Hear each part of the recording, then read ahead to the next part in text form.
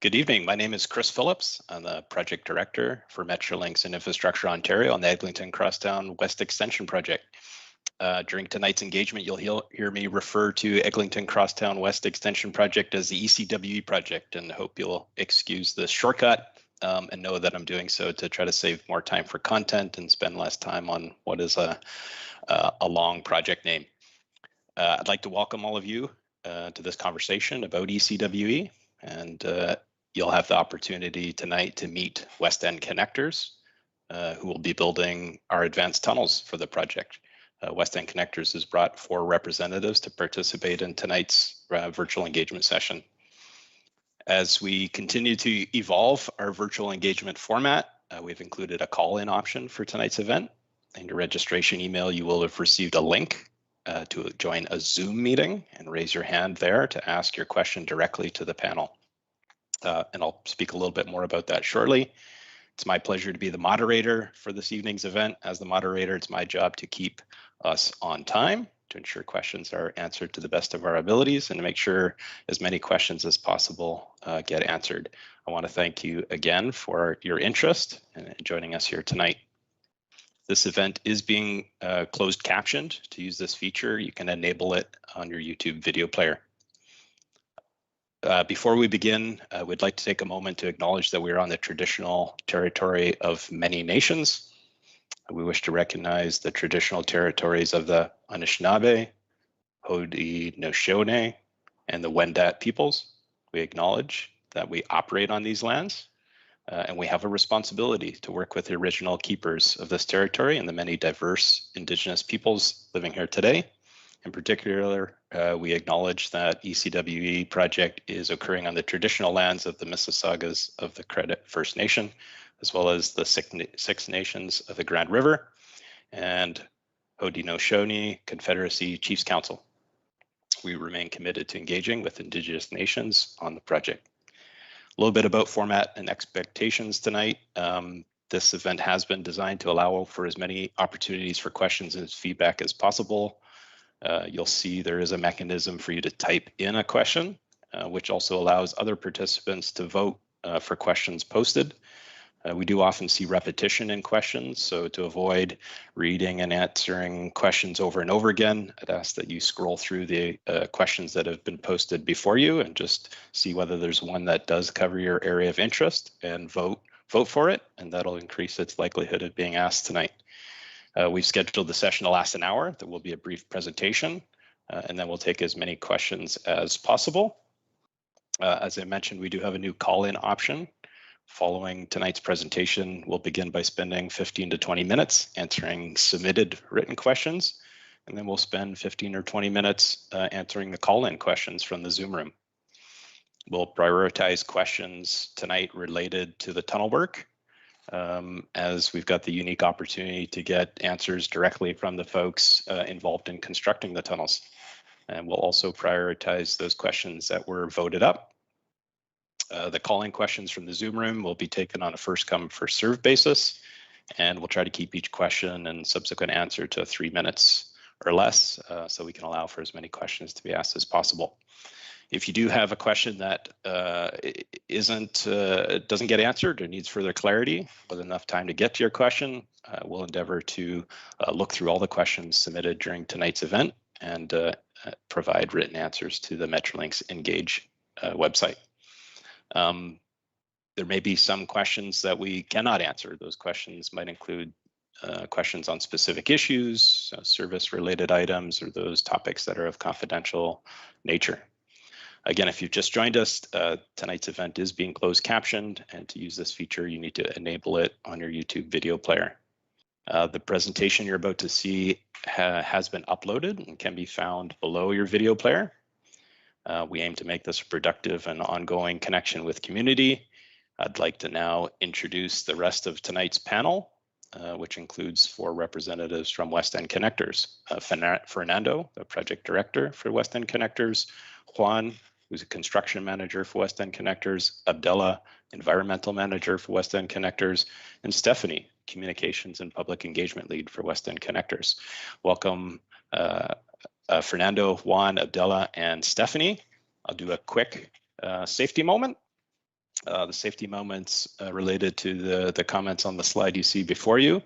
It notes that safety is a commitment we have to communities in which we operate and build, and advises folks that construction has begun on the Eglinton Crosstown West Extension Project and the launch shaft at Eglinton and Renforth. If you know the area well, you'll see that the construction entrance to the launch shaft site is more specifically at the intersection of Commerce Boulevard and Citation Place, right next to the McDonald's. This is a four-way stop and has sidewalks on either side. Staff are trained to ensure safe movement of vehicles in and out of that site. But we do want to note that everyone has a role in safety, and just going to give two quick best practices for pedestrian safety. We do want to limit the places in which we can expect pedestrians to be traveling outside and near proximity to that construction site. So please do stop at the stop signs at that intersection. Please do look before crossing as a pedestrian, and please cross the roads from sidewalk to sidewalk there, and so that any traffic coming into the site knows where to expect pedestrians crossing. Second tip, never assume an operator of a construction vehicle knows where you are. Make eye contact, wave to them, indicate where you're going or crossing. Those are all good tips on how to ensure drivers see you and there's a connection made before crossing in front. All right. With that, I'm going to pass the mic to Fernando to start us on the presentation material.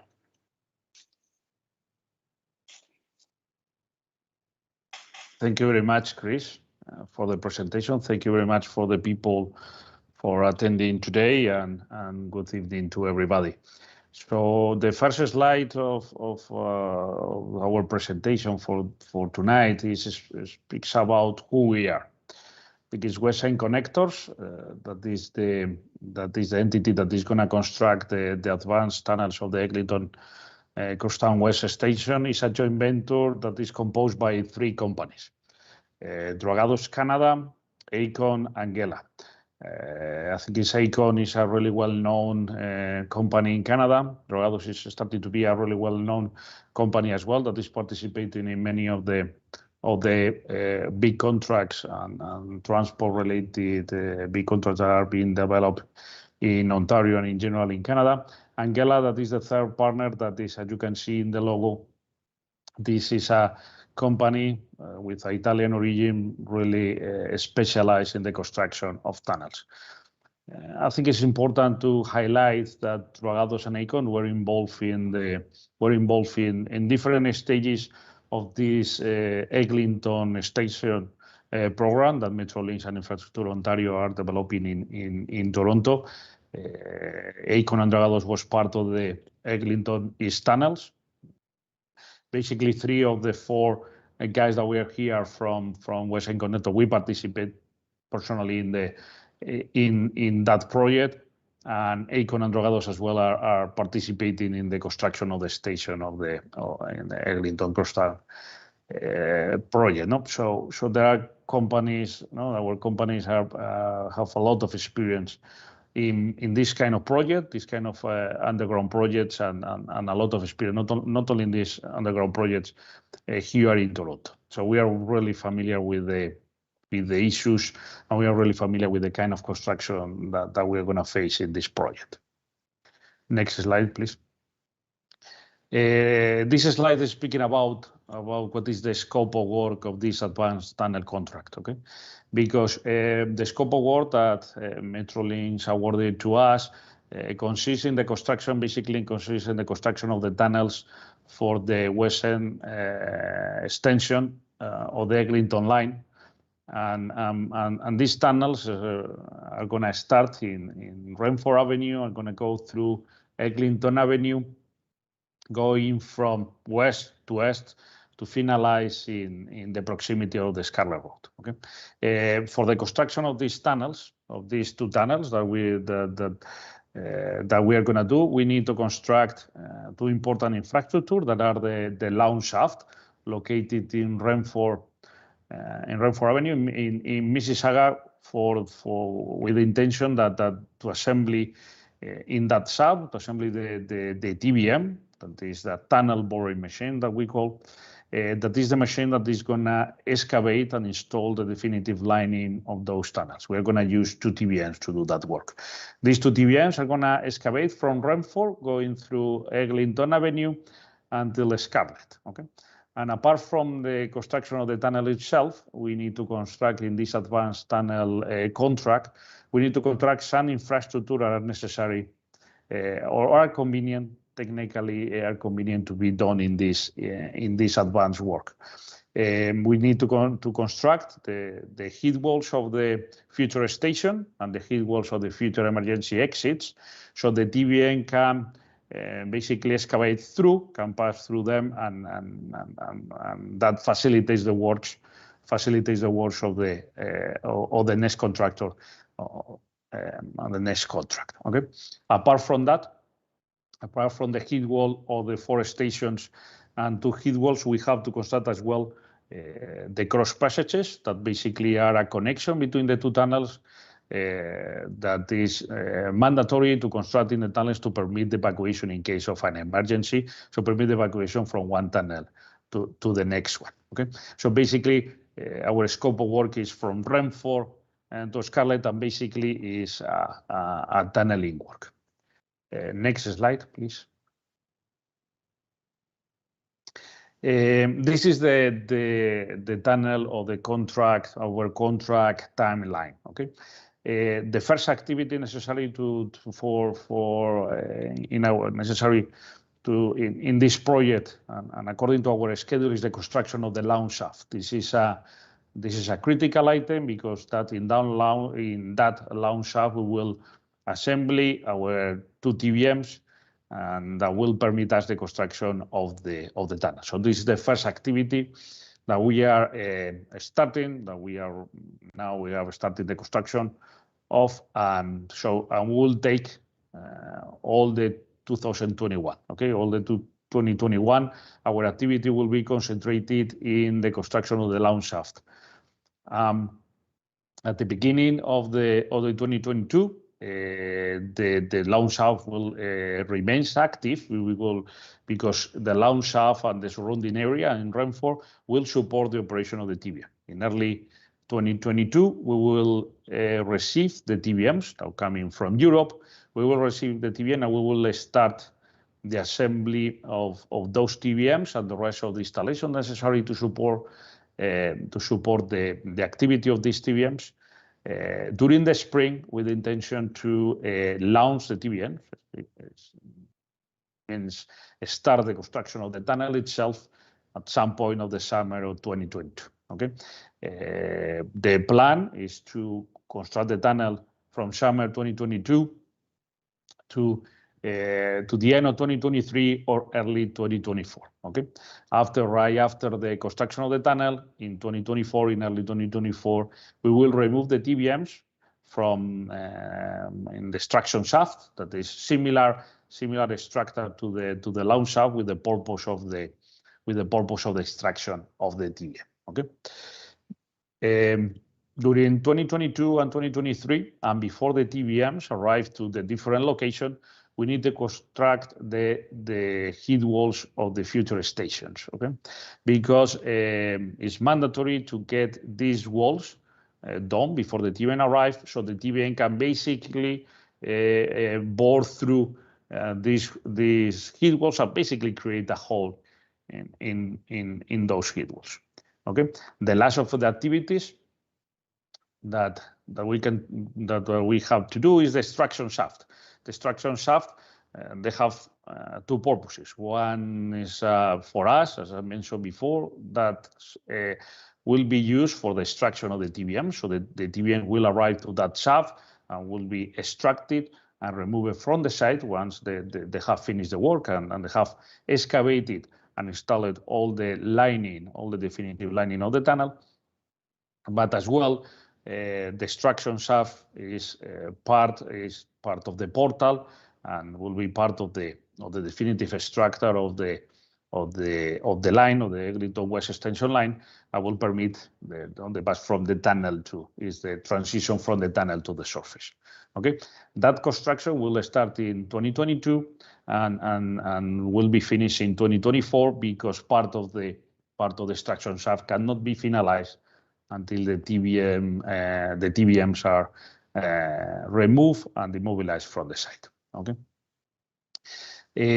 Before the construction of the extraction shaft, in parallel, in part of the construction of the extraction shaft, we need to realign the Eglinton Avenue first to permit the excavation, but we in the scope of work of this contract, we will do the realignment of the avenue, the definitive realignment of the avenue, so will not be necessary to do any additional realignment for the next contract. So basically, we will construct in the definitive configuration the Eglinton Avenue at the extraction shaft area at the area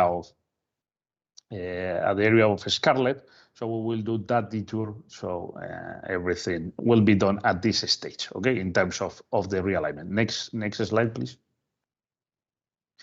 What is happening now in the project? Right now, the project started a few weeks ago. So we are in the initial stages of the project.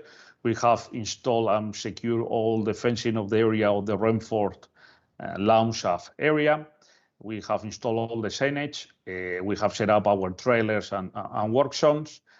We have started with the piling, with the support of the excavation of the shaft. Basically, we have started with the piles for the shaft. Okay, these piles are 10 to 17 meters deep and reach basically the elevation of the rock. And from that point, we will continue the excavation in rock. Okay. Our expectation is that the piling will be finished in the fall. Okay. Right after finishing the piling, we will start with the excavation of the shaft. Okay, we will remove the part of the soil first, and after the part of the rock, with the intention to reach the bottom of the shaft at the end of the year. So during the construction of the shaft, we expected that we will work some overnight hours and some Saturdays to be sure that we can achieve the dates of the schedule. And in any case, before that happened, I think it is uneven that this is the residents have already been informed. We've been informing the residents, and we will provide more details about that. But we had to work in the nights or any change in our shift, significant change in our shift will require the residents around the areas will be informed. Okay. Next slide, please. I think it's important and it's very relevant because it's an important part of our scope of work is about the tunnel boring machines, no? Because basically the main activity that we had to do in this project is the construction of the tunnel, no? And to construct the tunnels, we use these machines, are pretty sophisticated machines. We have purchased 2 machines that are being manufactured now in Europe.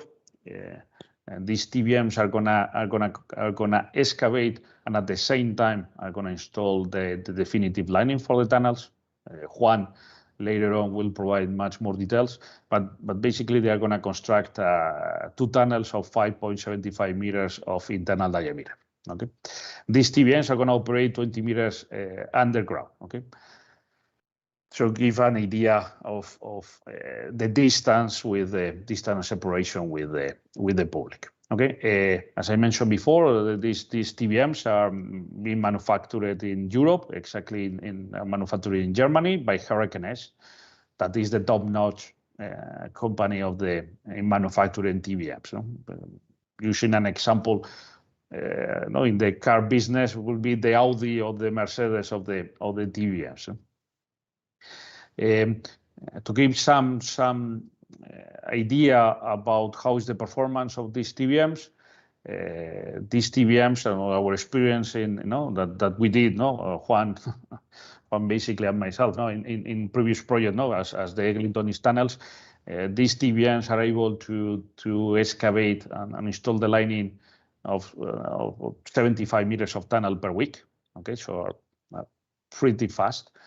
More even if we consider that basically the TVMs leaves the tunnel completely finished. Okay, not that you have to come back after and install formwork and concrete for the definitive lining. That the machine install the lining. Fernando, my apologies for interrupting. I just had my duties as the moderator. I'm going to have to note we're running a little bit behind time. So in the next few minutes, we're going to have to turn to Q&As. Thank you for the advice. I want to go really fast because I think it's much more interesting the video that Juan is going to present. Only that this is we're going to remove 500 cubic meters of care per day. Everything is removed through a conveyor belt that is extracted through in the launch shaft. So the activity is concentrated in the launch shaft, and the TVMs are going to be operated around the clock with some scheduled maintenance. So basically, we're operating 24 hours per day. Okay. And probably Stephanie will be in the next weeks, months. I think this is very typical, very traditional to put naming, to put names to these TVMs for that. Okay, so will be something that will come. Next slide.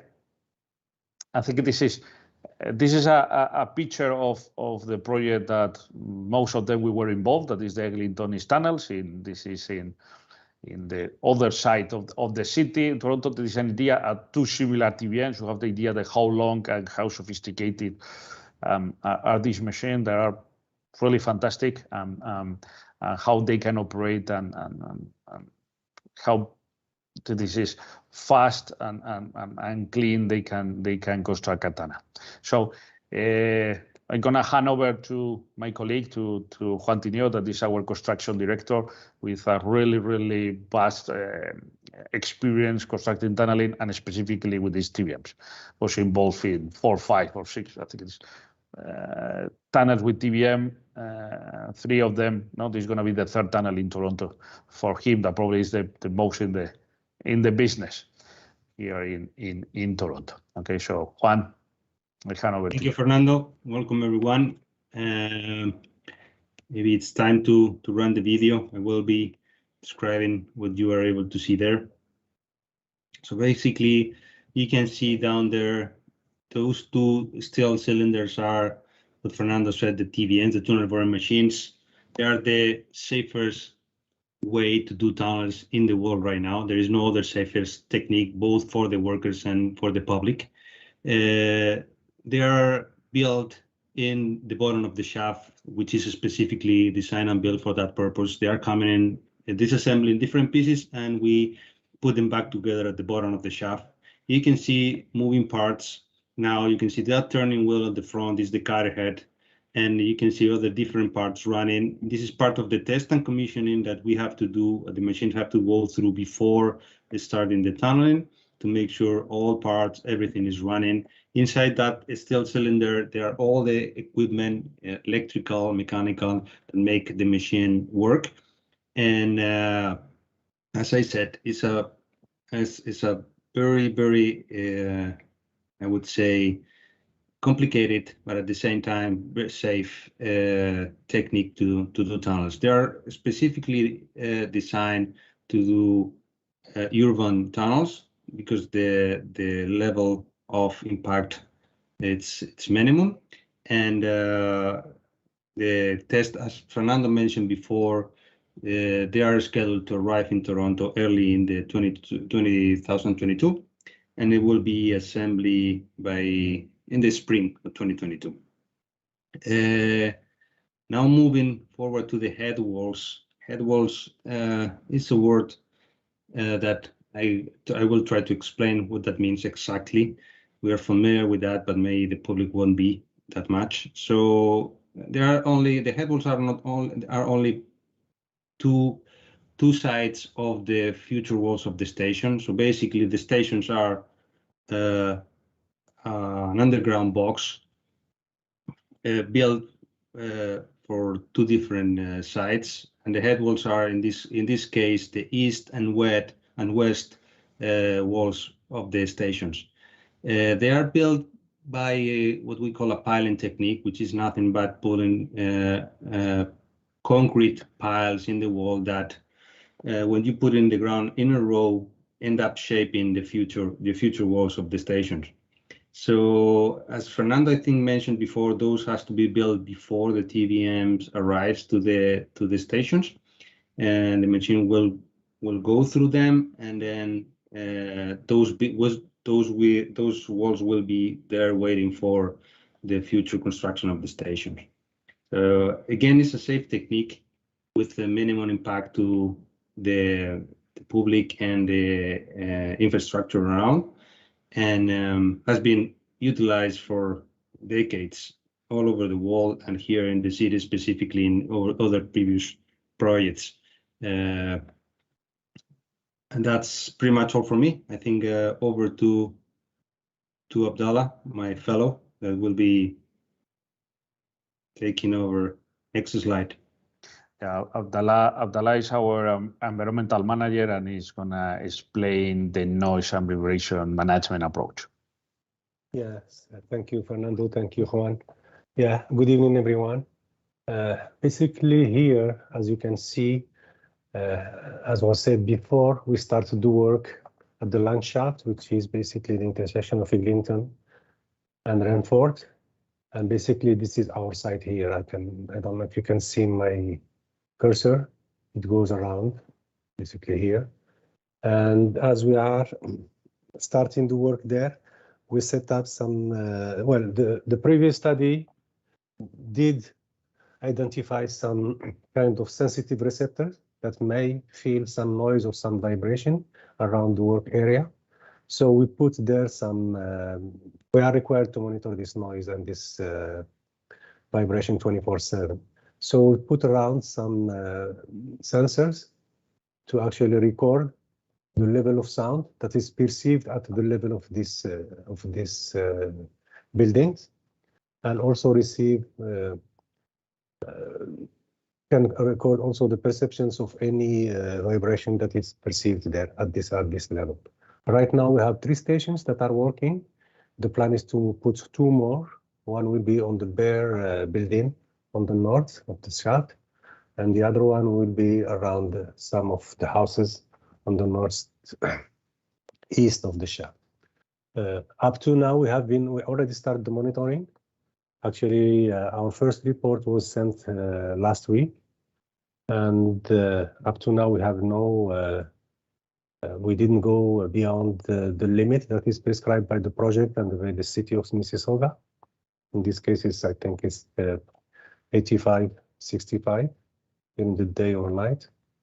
So we are good for now. We have no problems, and we hope to keep it that way. Basically, that's what we have. Our data will be shared with the client, of course, as a requirement. We'll be sending him all the data that we are recording on these stations. All right, thank you. Next slide. Thanks, Abdullah. Next slide. Yeah, so just really quickly, hi everyone, it's Stephanie. If you want to get in contact with us, you can reach out to us through our email, the project phone line, as well as the project website. I encourage you to sign up for our e-newsletter so that you can receive progress updates about the project as we go. And just so you know, we are setting up a toll-free hotline that will run 24/7. So should you have any questions or concerns about the project construction that's happening near you, you can always call that number, leave a detailed message, and we will get back to you as soon as possible. All right, thanks, Stephanie. I think we're going to move quickly to our Q&A session. We're going to start with some written questions that have been submitted and are being streamed to me now. So I'll read a question and I will pass it on to someone on our panel to provide an answer. Sometimes it'll be me, sometimes it'll be someone else. All right, first question. I understand that station head walls are placed in advance and the tunnel boring machine bores through these head walls. How are these head walls constructed, and what effect does this have on traffic flow along Eglinton Ave? How long does it take to install these head walls from start to completion? Fernando, perhaps you could help us with this question. Okay, yeah, for sure. Yeah, I think it's in the presentation. Juan explained pretty well of what is the heat wall. So I'm gonna skip that part. I think this is pretty clear. I think this is that probably needs more clarification is about how will be constructed and how the traffic will be managed. So basically, and we have plenty of experience. No? We constructed several of them in the Eglinton East tunnels. So how to manage that? Basically, the construction has to be done in 2 stages. So basically, we construct first the north or the south part, and after that part is finished, we flip to the south part. Why? Because we try to limit the affection to the avenue to the minimum possible. Okay, one thing that is to be clear is that the heat wall is in the Eglinton Avenue, so there is no way to avoid some traffic affection. But in this case, in the case of the construction of the heat walls, there is not pretty long, because basically the work consists in the construction of a wall of piles, of a limited number of piles. Okay, so typically it's a matter of weeks. Okay, depends of the different locations, and the construction of the heat wall itself doesn't take long. The only thing is sometimes there is the utility relocation is that usually takes longer than that. In this particular case of Eglinton West, I think it's the utilities, and Metrolinx is doing a very good job removing in advance a lot of the utilities of the way. So it's not expected that it's going to take long to construct the heat wall. We're a matter of a few months. In the worst case scenario, no, it's not a matter of years or not at all. Okay, and in any case, and you have to understand that this is in 2 stages. No, so when we're speaking about months, I think it's maybe 1 month or 2 months for north part, another a couple of months for the south part. Okay, depending on the different areas, different sites, because we have several of them, and different depends on the complexity of each of every site. Okay. Thanks, Fernando. Appreciate that. Let's move to another question. How is the realignment of Eglinton going to work? Will you be closing lanes to dig the extraction shaft? And how will you manage the dirt from all of that? And there's a note here that our backyards are very close. Let's get a different responder for this one. How about Juan? Thank you, Chris. So actually, there are a few questions in the same one. I will try to respond them all. The first one is, how is the realignment of Eglinton going to work? I will try to give a very high level a picture about what's going to happen in that section. So basically, and as Fernando explained before, for the head walls, this logic will apply to the extraction shaft, which is part of the realignment of Eglinton scope of work.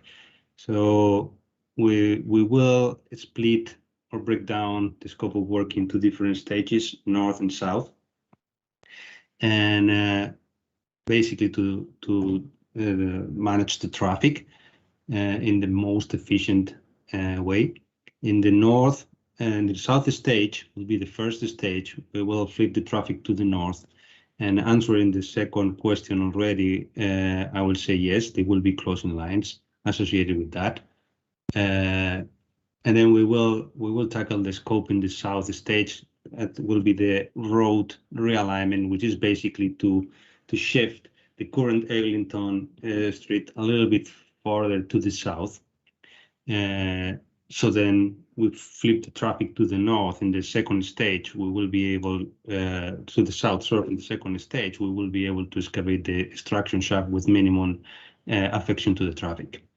So all in all, 2 stages, south stage with the traffic to the north, and then the other way around.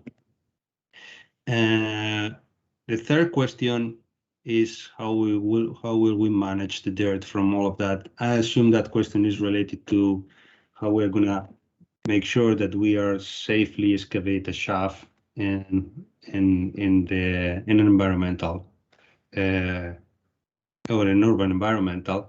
So in order to do so, we will rely on a support of excavation that will be specifically designed for that purpose. So the extraction shaft will be excavated within a piling shaft, as we showed before in the land shaft or in the headwalls. And the management of the excavation will be in different sequence to make sure that we excavate down in a properly and safely way. Just to mention that all these excavations, all shafts, extraction shafts, or the extraction shaft or the land shaft will be excavated with instrumentation and monitoring plan in place that will give us in a daily basis real and on-time information about the impacts on the adjacent infrastructures and the surroundings, and is a safe technique that has been applied in different projects and in the same street over the last few years. All right, thanks, Juan. Going to move to a next question. This one's related to stations. Do you have a preliminary sketch of the proposed Royal York station? This will impact my community directly as I back onto the northwest corner. I'm going to take that question myself because it's not pertaining to the scope of work of the tunnels or what we have West End connectors here to talk about us tonight. But Royal York Station is located fully outside the Eglinton Avenue roadway at the northwest corner of Royal York and Eglinton Ave intersection. You can view station location maps for all of our 7 stations at metrolinxengage.com website. Look for a section there called Neighborhood Updates, and there are some maps that will show you where each of the station locations are currently located and proposed. This question is a great opportunity to plug a future and upcoming virtual engagement opportunity. We are looking to provide more information about the station footprint, some of the early designs for feedback and engagement later this year. So look for more to come this fall in future engagements that'll focus in on the station infrastructure. All right, next question. Will Metrolinx be providing bicycle crossing protection across Eglinton Ave to connect the existing cycling facilities on the south side to the new stations, which are all located on the north side of the road allowance? Will adequate short and long-term bicycle parking be provided at each new station? All right, so that's also station related and outside the scope of the tunnels and West End connectors. So it looks like I'll take that one also myself. Safety and accessibility for all users is at the center of our design thinking and process. Each of the stations along the alignment are really at signalized intersections. There will be opportunities for bicycle crossing along the entire Eglinton West corridor. We continue to engage with our partners at the City of Toronto, the TTC, the TRCA to be sure that we're considering all users of the corridor, pedestrians, cyclists, vehicle users, et cetera, and all of its community members. Includes not just thoughts about transit users traveling by subway or by bus, but also pedestrians and cyclists along the corridor. The stations are going to prioritize connections made by transit, walking, and cycling. And I am happy to report that the plan is for all stations to offer bicycle parking and facilities at the station locations. All right, next. I back on to Eglinton. What can I plan to hear or feel when the tunnel is being dug? Will my house be impacted? All right, this sounds like we're back into the space of tunnel related questions. So hand over to West End Connectors. Fernando? Yeah, I can respond that question. Thank you, Chris. I think this is a very typical question when we have to start a tunnel like this. I think I can speak about the experience that we had in Eglinton tunnels in Ottawa or in other tunnels in other countries. The reality is that the complaints from the public about feeling noise or vibration in a tunnel like this, with the depth that the tunnel is being dig, are really minor, or almost no one. Okay. I think this is, if I recall correctly, I think it's basically from directly related to the TVN operation. We've only received one complaint in Eglinton East Tunnel, and was related not to the tunnel itself, not to the TVN construction itself, was to the trains. And one person feels the trains and basically feels when the train pass through the joints in the tracks, and they feel that heat of the wheel against the steel of the track. But this is not going to happen in this project because we have chosen a different technology to do to feed the TBMs. That instead of trains, we are going to use rubber tires vehicles. No, so we are not going to have that kind of issue. So responding as a summary, responding to the question, I think should be really minimum or nothing. Okay, is that the experience that we have in many tunnels that we have participated. All right, thanks, Fernando. We've got just under 20 minutes left, so I want to throw to the Zoom room where we've got Kim lined up to take questions live from participants. Hi, Chris. Thanks. It's Kelly, actually. Oh, sorry, Hello. Kelly's there. That's okay. We do have someone here who'd like to ask a question. So Fabrizio, please unmute yourself and go ahead.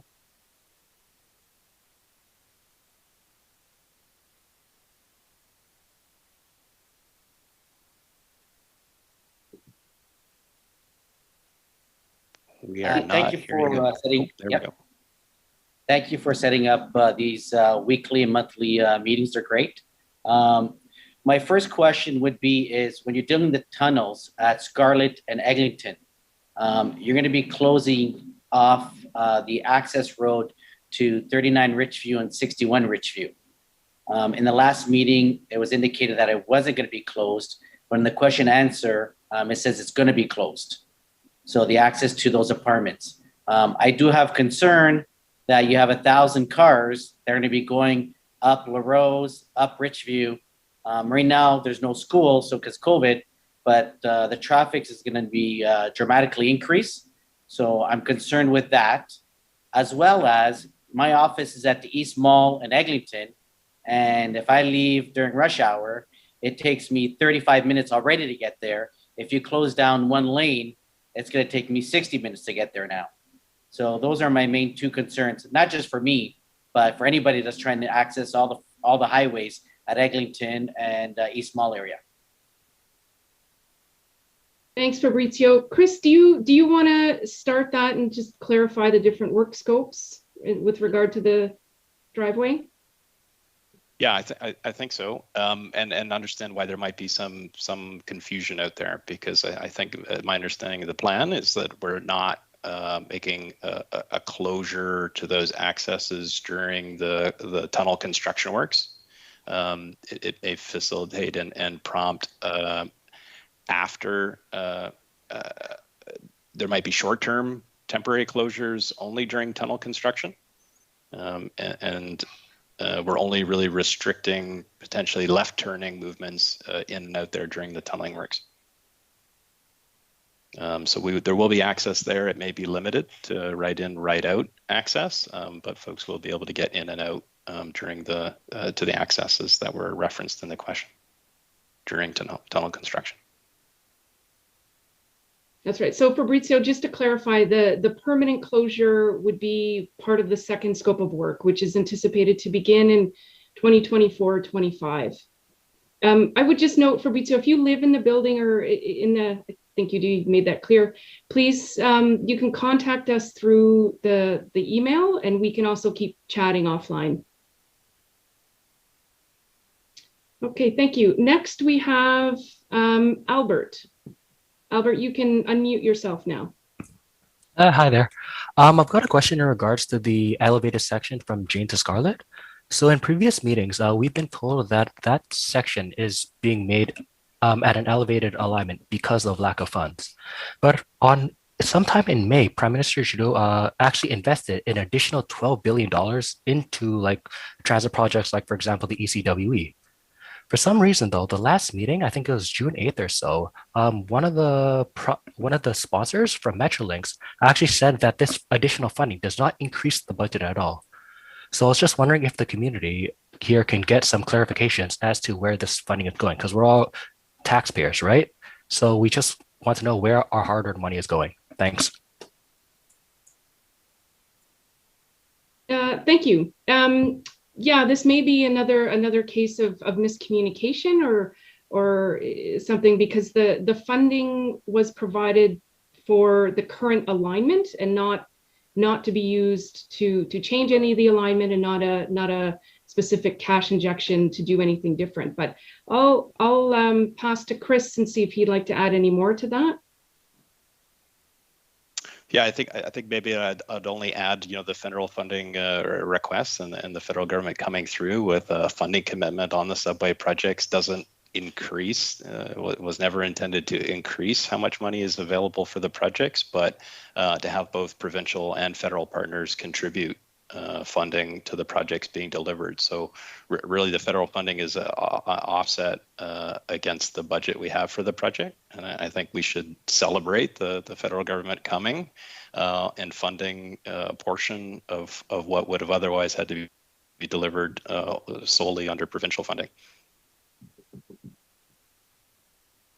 So it is good news for us. Province had given its commitment to deliver this project.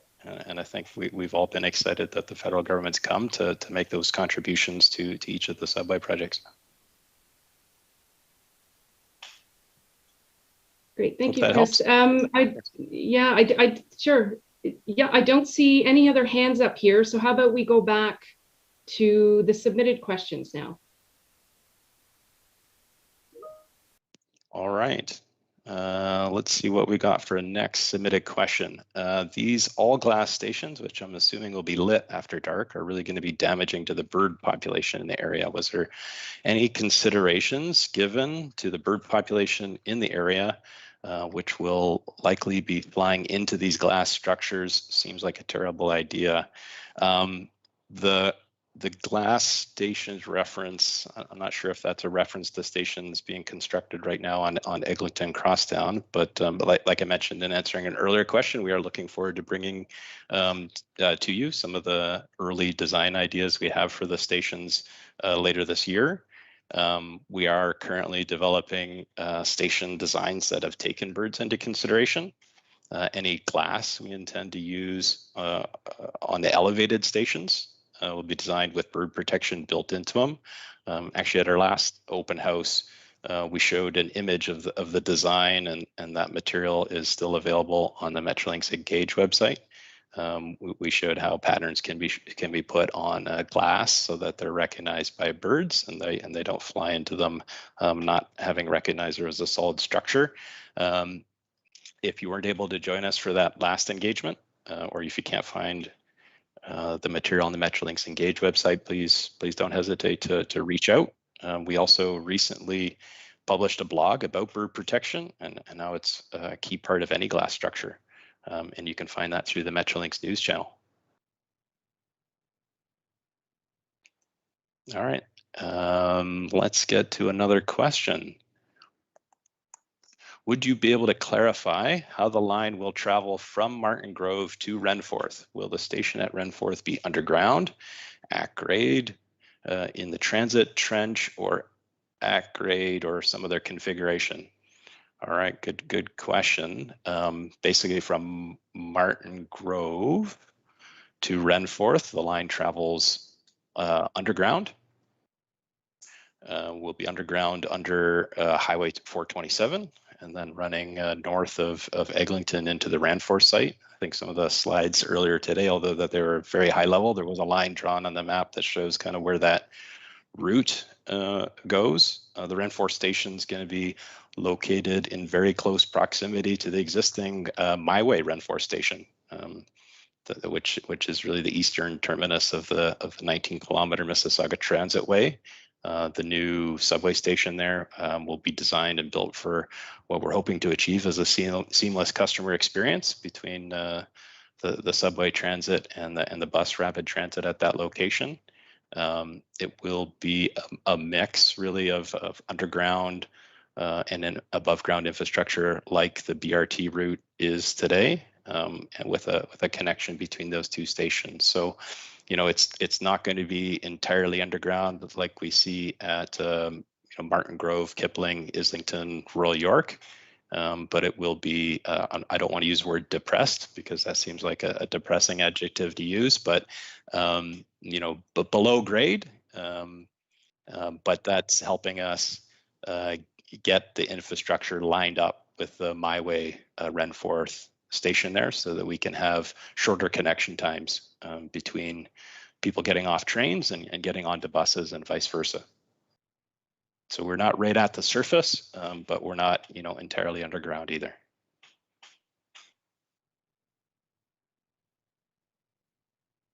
All right. Let's move to another question. Where will the Kipling station be? Will there be impacts to the woodlot, and can the station be moved to another corner? All right, Kipling Station. So we're getting lots of station questions tonight with a focus to be on West End connectors and the tunnel scope, but happy to take another station question about Kipling. Again, the reference to the material that's available on the Metrolinx Engage website. We do have little key maps that show where each of the station entrances and station boxes are located. Kipling Station is one of the stations along the alignment where the platforms are actually built right in the Eglinton Avenue right away, underneath Eglinton Avenue, just west of Kipling. The tunnels run kind of under Eglinton Avenue in that location because we are avoiding the townhouses that are on the north side of Eglinton Avenue on either side of Kipling Ave. And because we want to limit as much as possible the necessity of tree removals in the area. Although the station platform itself, where you board and get on and off of trains, is underneath the middle of the road, underground. The station entrance building itself, how you get from the surface down into the underground station, is envisaged at the northwest corner. All our other stations, both the platform and the station buildings, really on the north side of the road. So you'll see some consistency there that we're at the northwest corner or northeast corner, fully outside of the road right away. We do know that traffic mitigation and tree protection in the area is very important to the community. We're working to find a balance between both kind of construction impacts, traffic impacts, the necessity of tree impacts, find a balance for all of these. We are planning further engagement sessions, as I referenced earlier, about stations, and Kipling will be one of those that you can expect us come to you for some meaningful public engagement and feedback on this fall. So we do want to show you the process, decision-making process we're going through, and how we're thinking about design for each of these stations, including Kipling, and how decisions are being contemplated with respect to situating the infrastructure on those sites. All right, I'm getting a notice that we can move back to the Zoom room. Perhaps we've got some other live questions. Kelly? Thanks, Chris. Yeah, we do. IP, you can unmute yourself now. Hello, can you hear me? Yes. Hi, I'm Dane Gregus. My concern is that the Renforth station and the way it's constructed it makes it easy for a future extension to go underneath the highway and to the prize, which is YYZ. I mean, a lot of the press on this is, hey, it's great, we're getting to the airport, we're going all the way to the airport with this great tunnel, but we're not. We're going to the Renforth Gateway. And it's important to understand that eventually we need to go further, and we need to go to all the, obviously YYZ, and the second largest job hub in the country, which is the airport employment zone, and also a natural hookup to the Finch LRT, which seems to be where this is all heading, I would hope. And I just want to make sure the design of the Renfort portal or that station there is adaptable to a future extension to YYZ. Yeah, fantastic question. And I think our minds are well aligned there, because I think it's important to our project team too that we set up construction to Renforth and the design to Renforth that we can protect for the extension to the airport. I think we all acknowledge the airport segment is not currently a funded project, but lots of the information we've put out to the public does state that that is being planned as a future extension, and everything we're doing in ECWE to Renforth sets us up for a future connection to the airport. We are subsurface basically at Renforth and Commerce, and so the next move would be to go under Commerce and then come out and look at some alignments that take us to the airport from there. We are working on concluding an initial business case there that we hope we can make public later this year. About some of the alignment options that are under consideration, but rest assured, everything we're doing to Renforth is with an eye to what you refer to as the prize. I like that reference of getting this connected to the airport, and we are in close coordination and discussions with the GTA about where they'd like to see those facilities connected into terminals at the airport, and how we get a great connection for folks going to the airport. And are also looking at the other connections you referenced, Finch LRT and other transit infrastructure that comes close to the airport but doesn't quite get there. So how can we best proceed with this project so it tees up and sets up future investments? Super, that's great to hear. Thank you so much. Puts my mind at ease. Cheers. Cheers. Thanks. Next up, we have Aaron Gate, resident. You can unmute yourself now. Hi, Kelly. Can you hear me? Yeah, you're a little low. Okay, I'll try and speak up a little bit louder. My question is about safety with respect to the oil line that runs along Eglinton. In particular, being an Aaron Gate resident, it does run just north of our neighborhood, and we're tunneling right nearby it. So I was wondering if something could be mentioned about safety with respect to that oil line and the activities going on under, around it, and for all the residents that are going to be continuing to live right beside it. Fernando, would you like to start that? Thanks. Yeah. I think this is. I can speak about for the affection to our scope of work, for the affection for the tunnel. That this is part of the so that utility as other utilities in the project are being analyzed during the design phase of the contract. Okay, so we are analyzing what is exactly the potential settlements that the tunnel operation can produce, and we are analyzing the status of the utilities, distance with respect to the tunnel, analyzing all of these factors to establish what is the potential risk of that. I can advance you that we have concluded that analysis, and in all the cases, in all the utilities, the risk is really, really low. And in any case, in all that is the risk is not absolutely zero. We have some instrumentation and monitoring to be sure that there's no movements that can affect the integrity of these utilities, okay? So there is a plan starting from the design and the construction and the monitoring of the utilities that will permit us to control that risk and minimize to levels really, really low, okay? So you shouldn't be worried about that, okay? Thanks, Fernando. And I know as much community members are concerned about pipelines in an area, so are the pipeline companies themselves. And so we have had extensive consultations already with all three oil pipeline companies that we're in the vicinity of along the alignment. We're not in close proximity to those oil pipelines, and Fernando just gave a little bit of explanation as to why, not a high risk, high concern. All right, I think we're running close to the end of our time together. Yeah, so if you have one more question you want to end with, or how are we doing for time? Chris, on your end? No more raised hands here, though. No. Yeah, I think we're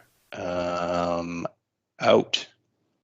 So I just want to take the time to thank everyone for joining us this evening. I think fantastic questions from folks. And as I said at the outset, your feedback on our projects is certainly welcome. I look forward to our future engagements later this year. Please do register on Metrolinx Engage to be notified of those future events.